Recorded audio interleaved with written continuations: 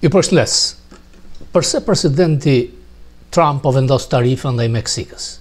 Meksika nuk është vend miqësor me Amerikën, është vend armiqësor. Dhe tarifat 25% kërkon që të vendoset një lloj drejtësie. Deficiti tregtar me Meksikën ka qenë rreth 10 miliard, 20 miliard dollar. Qëndroi te 30 në mandatin e parë të presidentit Trump. Ka një tregti të lirë midis Meksikës, Kanadas dhe Amerikës, por Meksika abuzon. Sot deficiti tregtar Meksik-SBA është 175 miliard dollar në favor të Meksikës. Meksika abuzon.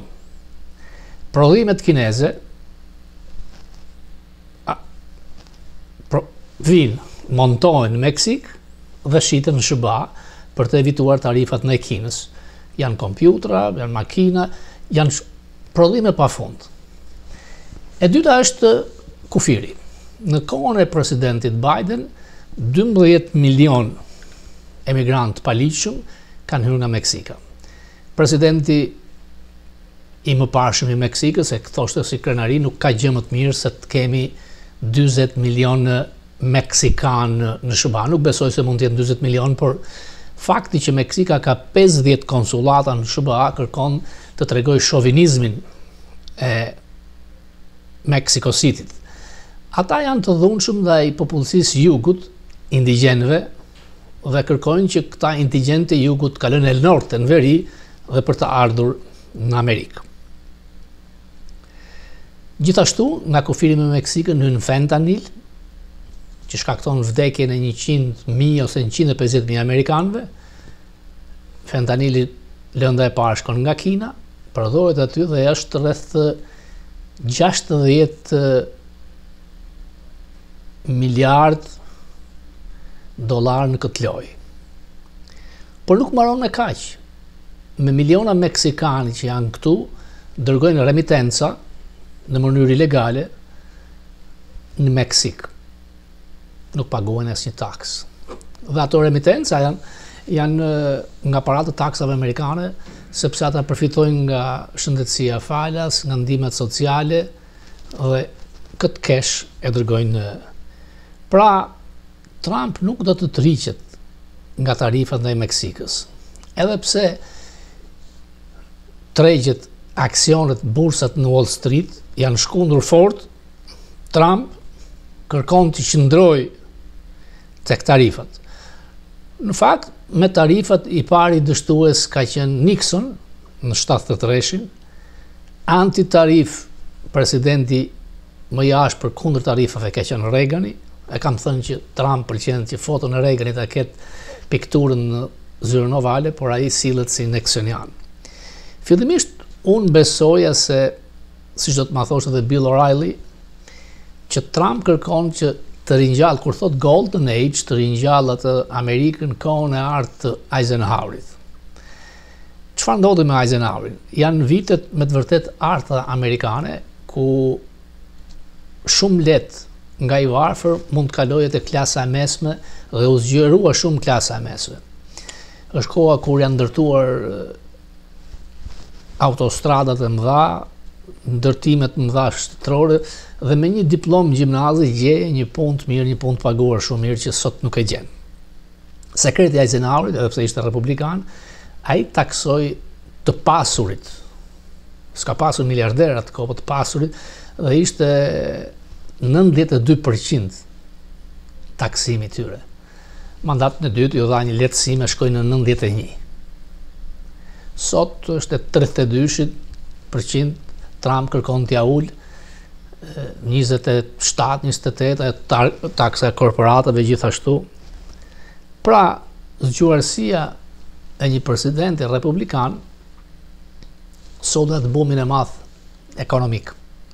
Sot këto ide nuk mund t'i aplikosh, sepse nuk ta pranon, dhe miliarderët kontrollojnë shumë, kontrollojnë median, dhe fakti që Musk po kontrollon qeverinë, po kontrollon shtëpinë e bardhë, tregon qartë.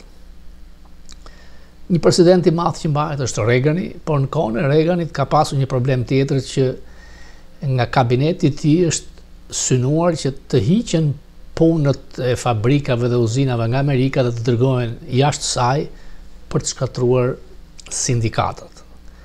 Reagani megjithatë mbahet një president i madh. Si do të mbahet Trump? Si do të vazhdojnë të sillen tregjet? Ai thotë se afat shkurtër do të kemi dhimbje, në planet afat gjate ekonomia ime do të ketë boom. Sa do durojnë amerikanët?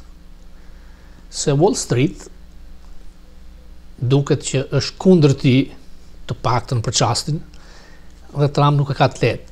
Kërkon ta shpërqendrojë tani vëmendjen, edhe pse tarifat i ka on and off, 2 ditë po, 2 ditë jo, sepse duket që ka trysni. Në qoftë se arrin paqen me Rusin, vëmendja spostohet tërësisht dhe ai shfaqet si president paqësor, përmbush dëshirën e tij për të marrë çmimin Nobel. Marrëveshja për ndalimin e luftimeve, të paktën 1 muaj, është diçka pozitive. Te kjo marrëveshje Zelenski duket si fitues, është lënë tani topin në fushën e rusëve, ato ta pranojnë apo jo, është kërkuar lirimi të burgosurve, lirimi i fëmijëve të rrëmbyer që siç thot Zelenski janë 20.000 dhe është dhënë një vend në tavolinë për negociata europianëve dhe drejtën për të hyrë me trupa. Është thënë që Zelenski ka dërguar një letër kur i ka kërkuar falje presidentit Trump, sipas këshilltarit të sigurisë kombëtare, i cili nuk ka përvojë, por sjellja e Trump dhe Zelenskit në 28 shkurt ka bërë që pollet e Zelenskit të rriten shumë në Ukrainë dhe sikur është venitur ideja amerikanëve për ta hequr Zelenskit dhe për të zgjedhur dikë tjetër.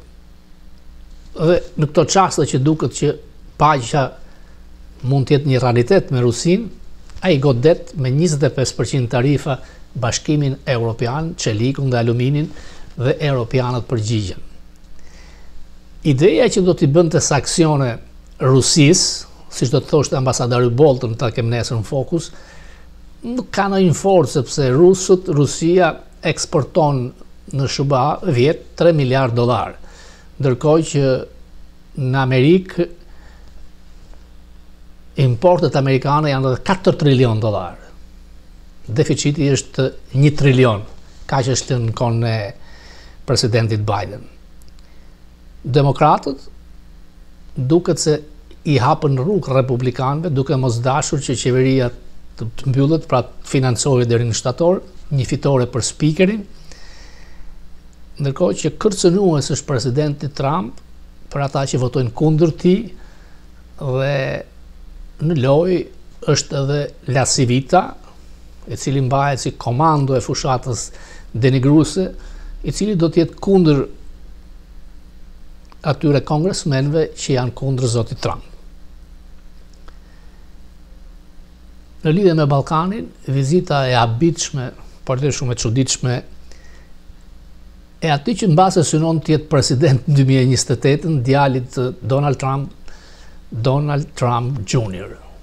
Me çfarë protokolli shkojnë në Beograd në ditët më të këqija të presidentit Vučić, ish-ministrit kriminalit Milošević, është thjesht biznes, apo Trump kërkon që ta heqë vëmendjen pas Ukrainës, të merret dhe në Serbi, a do të na dëmton të ne? Në mandatën e parë nuk na dëmtoi dot, edhe pse ishte ajo ideja idioteske se Vučić, Rama dhe Trump do të merrin një çmim Nobel me kafshimin e trojeve të Kosovës. Me Trump asgjë nuk është e sigurt. Natyrisht ai po bën një lloj kumari, ose do të hyjë tek presidentët e mëdhenj të Amerikës, ose do të shtojë.